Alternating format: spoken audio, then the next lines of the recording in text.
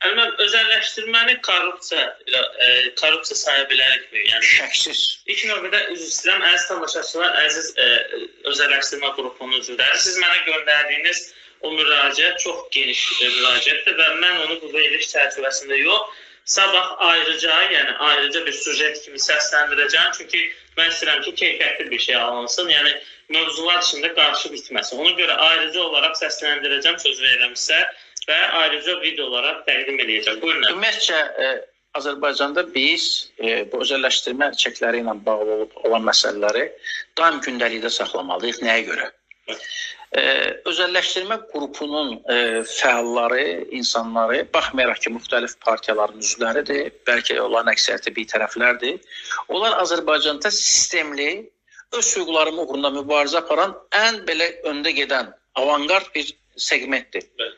Mən ilk gündən bu segmentə verəcəyim dəstək barədə öhdəlik götürmüşəm, öhdəliyimin üzərində dururam. Əlbəttə ki, son dövrlər biz də bu məsələləri səngitmişik.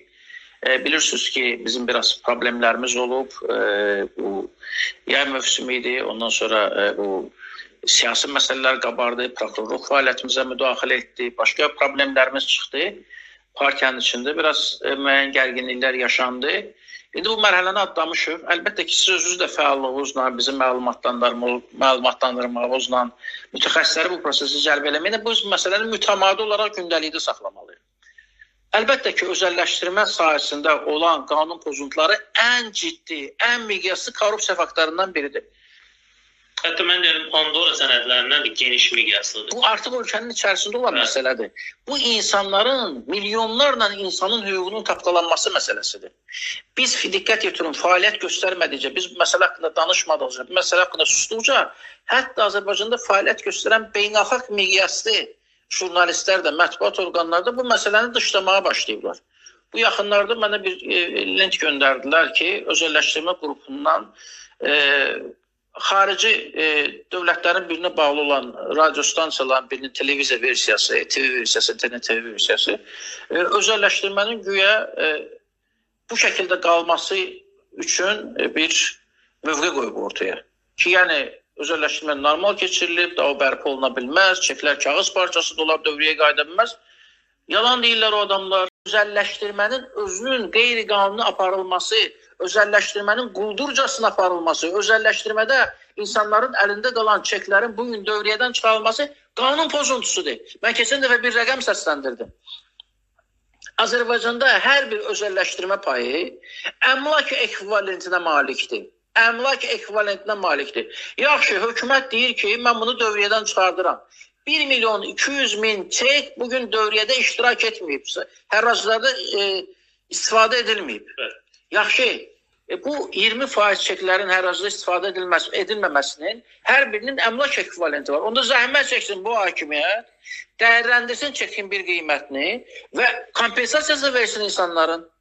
İnsanların bir halda ki, əmlaki mənimsənilib özəlləşdirmədə iştirak eləməyiblər, amma onların əlində olan o sənəd qiymətli kağızdır. Onların əmlakdakı payıdır. Əgər özəlləşdirmədə özlərinin zövqünə, bacarığına uyğun müəssisə tapa bilməyiblərsə, özəlləşdirməyi qatıla bilməyiblərsə, o zaman hökumət zəhmət çəksin, o özəlləşdirməni dayandırdıqdan sonra özəlləşdirmə çeklərinə qiymət qoysun. Əmlak payına ekvivalent. Necə ki, ölkə dağılandan, SSR dağılandan sonra əmlakın dəyərləndirilməsi həyata keçirildi. Hələ 96-cı, 97-ci illərdə Azərbaycan mətbuatında bir rəqəm səsləndirilmişdi. O dövr üçün hər bir əmlak payı, hər bir vətəndaşın nəzərdə tutulan əmlak payının 5.000-6.000 dollar arası dəyəri var idi. Bu günləri siz o 5.600-ün alıcılıq qabiliyyətinə baxın, 96-cı ildə olan 5.000-6.000 dollardan gedir söhbət. Alıcılıq qabiliyyətinə baxın, bu günləri əmlak payına qiymət verin. Həmin dövrdə bir otaqlı evin Bakıda qiyməti 5.000-6.000 dollar idi. İndi neçəyə dəminir? 30.000-40.000 manat. Azı. Ucqarlarda. Mərkəzdə 50-60 mindir. Minimum. Zəhmət çəkin onda həmin o 5-6 minin 50 min, 60 minini verin insana. Mən keçən dəfə insaflı bir qiymət səsləndirmişdim. 20 min. 20 min dollar demişdim. 10 min, 20 min dollar arası qiymətləndirilə bilər bugünkü əmlak payları. Bir payın qiymətidir. Bir özəlləşdirmə çekinin, daha doğrusu 4 payın bir özəlləşdirmə çekinin qiymətidir. Təxminən bazar qiyməti odur. Yaxşı, 1 milyon 200 min çek əllərdədir. Bu 20 min qiyməti ilə hesablansa dollarla, bu görün nə boyda məbləğ eləyir. Bu qədər pul mənimsənilib Azərbaycan xalqından oğurlanıb. Bu çek sahibləri ancaq Azərbaycan vətəndaşları olublar. Hani bu kimin cibindədir? Kim niyə görə 11-ci ildə bu dövriyyədən çıxarılmalıydı? Niyə 11-ci ildən sonra bu çeklərə ekvivalent olaraq, əmlak payına ekvivalent olaraq vəsait verilməməli idi vətəndaşlar? Məgər bu adi kağız parçasıdır. Bu dövlətin vətəndaş qarşısında götürdüyü öhdəlikdir. Bu qiymətli kağızdır. Yəni bu özəlləşdirmə məsələsinin özü də korrupsiya məsələsidir. Bu özəlləşdirmə prosesinin başında duran adam bugün prezidentin köməkçisidir. Həsənov Kərəm.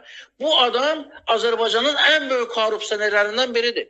Kərəm Həsənov araşdırılmalıdır onun fəaliyyəti və ümumiyyətcə bu özəlləşdirmə siyasəti ilə bağlı onun yanlışları, onun cinayətləri aşkarlanıb, o cinayət məsuliyyətinə cəlb edilməlidir.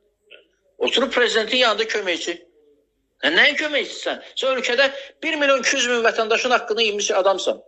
Hələ özəlləşdirməyin özündə nə qədərsə haramçılığa yol vermişsə, o reyder dəstələrindən, qanunsuzluqlarla nə qədər adam müraciət edib bizə müəssisələrin əlindən alınması ilə bağlı.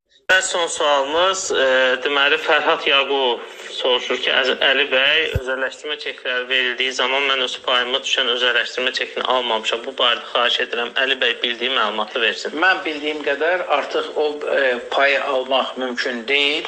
Çünki o qanunla reglamentləşdirilmiş zaman verilirdi. Dostumuz əgər özəlləşdirmə prosesində iştirak eləmək istəyirsə, indi bazarda bəzi adamlar o çeklərini ucuz qiymətə satırlar və mən əmin edirəm ki, həmin çeklərin bugün bazarda olan qiyməti real dəyərindən, onun dövrəyə daxil olmasına nail olaraqsa dövrəyə qiymətindən 1000 dəfələrlə ucuzdur bugünkü bazar qiyməti. Ona görə də kimlərsə Azərbaycan əmlakın idarə olunmasında iştirak eləmək istəyirlərsə gələcəkdə, bu mütləq baş verəcək. Bu hakimiyyətin dönəmində olmasa da, sonraki mərhələdə bu mütləq baş verəcək. İnsanlar dövlət əmlakının özəlləşdirilməsində iştirak paylarını təmin etmək üçün bu çeklərə malik olmalılar. Yeri gəlmişkən onu da deyim ki, dövlət müəssisələrinin gələcəkdə də özəlləşdirilməsində 65% özəlləşdirmə prosesi çeklərlə həyata keçiriləcək. Yəni ona görə də ölkədə dövriyyədə qalan çeklərin sayından asılı olaraq hər bir çekin qiyməti özəlləşdiriləcək müəssisələrin qiymətinin toplam sayının dəyərindən asılı olacaq. Yəni ola bilər ki, bir çekin qiyməti hətta artıq çox baha olsun.